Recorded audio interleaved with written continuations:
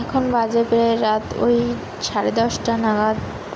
আমার খুব বেশি মন চাচ্ছিল ঝাল ঝাল আম মাখা বানিয়ে খেতে, এজন্য চলে গিয়েছিলাম আমাদের উঠানের পূর্ব দিকের আম গাছটায়, যে অনেক কষ্ট করে একটা আম পাড়তে পেরেছি।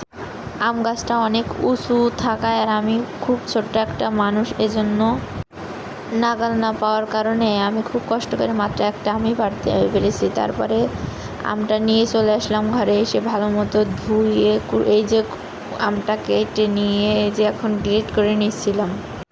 আমি ছোটোবেলা থেকে আম আমার খুব পছন্দের।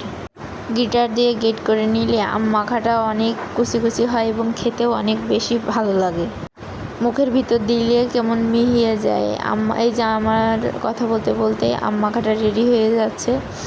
আম মাখার সাথে যা একটা শুকনো ঝাল, হালকা চিনি লবণ দিয়ে ভালো মতো ডলে নিচ্ছিলাম। প্রথমে একটা ঝাল দিয়ে ঝাল ঝাল না হওয়ার কারণে আবার আরেকটা ঝাল দিয়ে ভালো মতো মাখিয়ে নিয়ে যে এখন তৈরি। খুব